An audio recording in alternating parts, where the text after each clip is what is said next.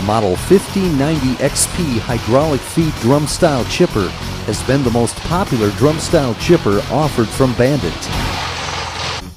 It is equipped with a 37-inch diameter by 22-inch wide drum, allowing material to be chipped on the bottom half of the drum, cutting wood on an arc with the grain of the wood.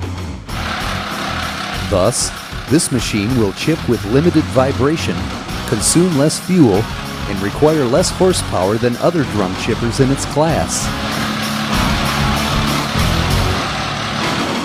The heart of the 1590 XP is the 37-inch diameter by 22-inch wide drum, the same rugged drum that we utilize in our 19-inch capacity model 1890 XP. There are 4 staggered knife pockets, each equipped with reversible knives that can be resharpened. This chipper features a 3 1/2-inch diameter chipper shaft and 2 15/16 pillow block mounted roller bearings.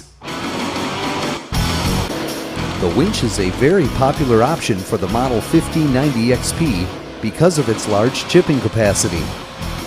The winch enables the operator to pull large, heavy piles of brush into the feed system. All of our hydraulic feed drum style chippers feature a deep cupped knife pocket.